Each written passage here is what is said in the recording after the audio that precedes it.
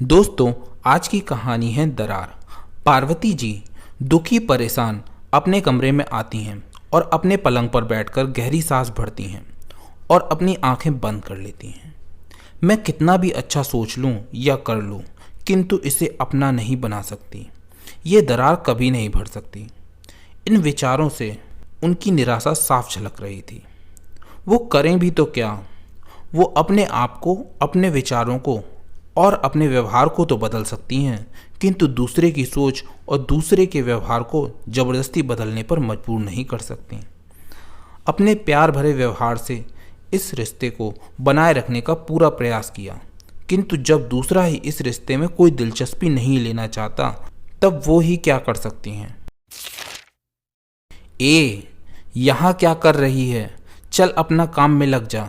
सारा दिन इधर उधर मटकती फिरती है। मम्मी जी, मैंने खाना भी बना लिया, घर की साफ सफाई भी कर दी तो क्या किसी पर एहसान कर दिया? दुनिया की बहुएं काम करती हैं, तूने कौन सा अजूबा कर दिया? चल जाकर कपड़े उतार ला और इस्त्री कर दे। मम्मी जी, अभी तो काम से निपटी हूँ, थोड़ा आराम कर लूँ। रात भर क्या किया था? रात किस लिए होती है? रात को आराम नहीं किया क्या? सारा दिन महारानी की तरह पड़ी रहती है। मेरे सर में तेल लगा। अब की बार जब पार्वती मायके गई तो अपनी मम्मी से अपनी सास के कठोर व्यवहार की शिकायत की, किंतु मम्मी बोली, सास तो ऐसी ही होती है, तेरी दादी क्या कम थी? मैंने भी उसके बहुत ताने सुने, क्रोध झेला, किंतु जब उसका पोता हुआ तो बदल गई थी। तू भी शीघ्र ही माँ बन जाएगी, तो बच्चे का मुंह देखकर शायद उसका गुस्सा भी बदल जाए। मुझे तो नहीं लगता जो इंसान ऐसा है जिसमें हमदर्दी, सहानुभूति जैसी चीज हो ही नहीं, वो क्या बदलेगा। पार्वती अपनी मम्मी से कहती है, आप देखना, जब मेरी बहू आएगी ना, मैं कभी उसको इस तरह से नहीं पुकारूंगी जैसे मेरी सास कहती है। अरे ये क्या कोई बात करने का तरीका है? ऐसा लगता है कि वो बहू को नहीं, किसी काम वाली को पुकार रही है। क्या ये सब देखकर दामाद जी कुछ नहीं कहते हैं? वो तो अपनी माँ के सामने मुंह भी नहीं खोलते हैं। मैं भी नहीं चाहती हूँ मेरे कारण माँ बेटे में किसी तरह का मनमुटाव हो, किंतु मेरी भी तो कुछ इज्जत है कि नहीं। मैं एक दिन बहुत बीमार हो गई, किंतु मुझे दिखाने के लिए जब तक तैयार नहीं हुए, जब तक उसकी मम्मी ने कहा नहीं। अब ये भी कोई बात हुई? पार्वती जी ने अपनी माँ से बहुत कुछ बताया और बहुत कुछ नहीं भी बताया, किंतु कोई लाभ नहीं हुआ। वे अपने अपने किस्से सुनाने लगती। माँ से कहकर अपने मन की घुटन को बाहर कर मैं फिर से अपने ससुराल आ गई और नए सिरे से जीवन जीने का मंसूबा बनाया, किंतु मेरी सास में कोई बदलाव नहीं आया। बच्चे भी हुए, किंतु उनके व्यवहार में कोई परिवर्तन नहीं हुआ। जैसा कि मेरी मम्मी ने कहा था, मेरी जिम्मेदारियां और बढ़ गईं। बस इसी इंतजार में थी, जब मेरी बहू आएगी तब मम्मी जी को बताऊंगी कि बहुओं का भी कुछ मान सम्मान होता है, कैसे उन्हें समझा जाता है। बात बात पर ताने और डांटा नहीं जाता। बहू के आने तक मम्मी जी तो नहीं रहीं, किंतु मैंने बड़े प्रेम से अपनी बहू को अपने घर में प्रवेश करवाया। मैं उसकी सास नहीं, माँ बनना चाहती थी। बहू आई, घर खुशियों से भर गया। नई सोच, नई उमंगों संग आगे की जिंदगी की शुरुआत करना चाहती थी।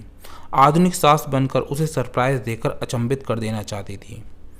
बहू के लिए पहले से ही उसके हनीमून की टिकट भी मंगवा दिए।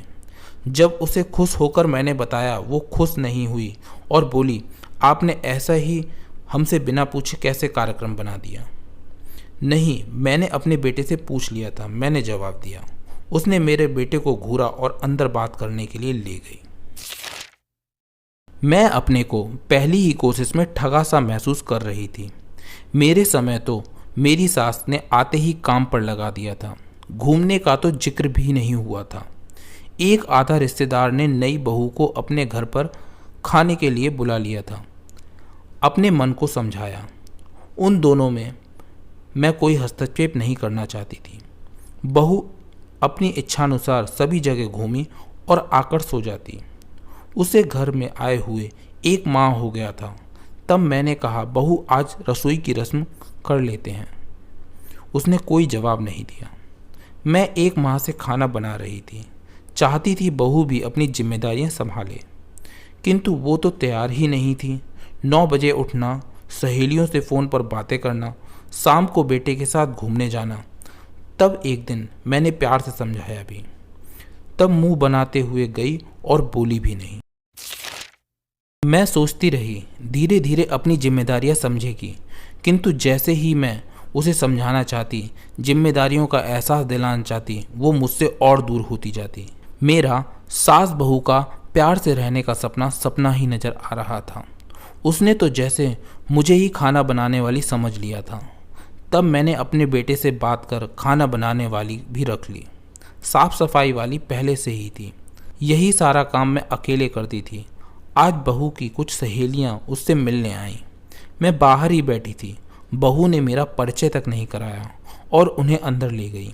क्या बताऊं यार, मैं तो यहाँ आकर फंस गई हूँ। इस बुढ़िया की नज़र सारा दिन मुझ पर ही रहती है। काम कर कर के मैं तो थक गई। इन बूढ़े बूढ़ी की सेवा करते रहो। मैं तो इस इंतज़ार में हूँ मेरा ये बच्चा हो जाए और मैं नौकरी पर चली जाऊँ। कम से कम ये खाली बैठे उस बच्चे को पालेंगे, इनका बुढ़ापा भी कट जाएगा। ये बात ट्रे में चाय लाती हुई पार्वती ने सुन ली। बहू की सहेलियों को चाय देकर तो चली गई, किंतु उसका मन बहू के उन शब्दों से बहुत ही आहत हुआ। वो सब समझ चुकी थी। सास बहू की जो जन्मजात रंजिश है, जो दरार बनी हुई है, उसे वो चाहकर भी नहीं भर सकती। जिसको जो चीज़ मिली है उसकी कदर नहीं करता। कहीं सास तेज होती है तो कहीं बहू उस रिश्ते की कदर नहीं करती। बदलाव और सहयोग दोनों ही तरफ से होता है। कोई एक ही आदमी कब तक उस रिश्ते को संभालने का प्रयास करता रहेगा। पढ़ी लिखी बहू होने के पश्चात भी शिक्षा उसकी सोच को नहीं बदल सकी। सास ससुर के प्रति ऐसे विचार, हमारा प्यार, अपनापन भी उसके माता पिता का दर्जा न ले सका। दोस्तों, आपको ये कहानी कैसी लगी कमेंट सेक्शन में ज़रूर बताइए।